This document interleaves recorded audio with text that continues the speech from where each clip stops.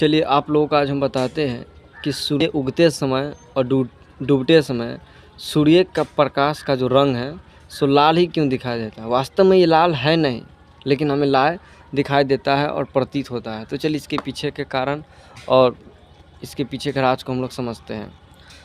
तो सूर्य के निकलने वाली सूर्य से जो निकलने वाली किरणें हैं, पहले निर्वात में अर्थात अंतरिक्ष में और फिर वायुमंडल में यात्रा करते हैं।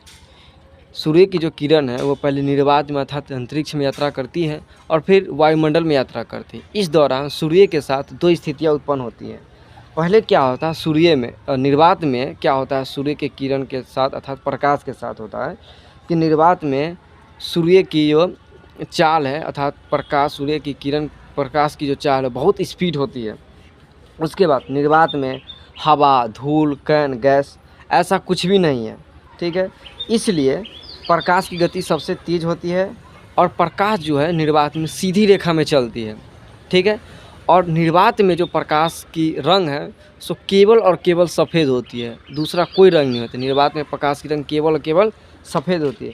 लेकिन जब यही प्रकाश वायुमंडल में प्रवेश करती है तो वायुमंडल में धूल, कण, गैस, पानी, हवा ये सारी चीज़ें प्रकाश को मिलती है, ठीक है। तो मिलती है तो वायुमंडल में क्या होता है कि प्रकाश की गति कम जाती है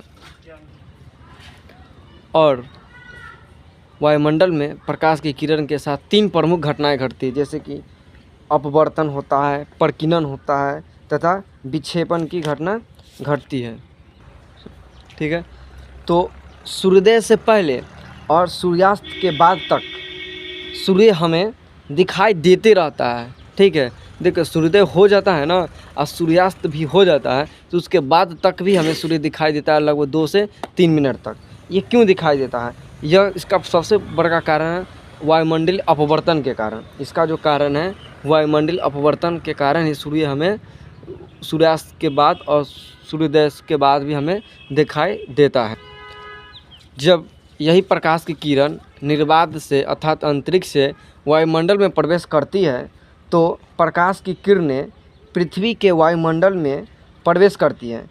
तो वायुमंडल में आपको बताए थे कि धूल कण, उनके सभी धूल कण के कारण प्रकाश का जो रंग है से 7 रंगों में विभक्त हो जाती है अर्थात 7 रंगों में बढ़ जाती है। 7 इनके जो अवयवी रंग हैं, यही जो 7 रंग हैं ये कई दिशाओं में फैल जाते हैं और अथवा भटकाव आ जाता है। सूर्य के प्रकाश के रंगों में भटकाव आ जाता है। यही भटकाव जो है ना प्रकाश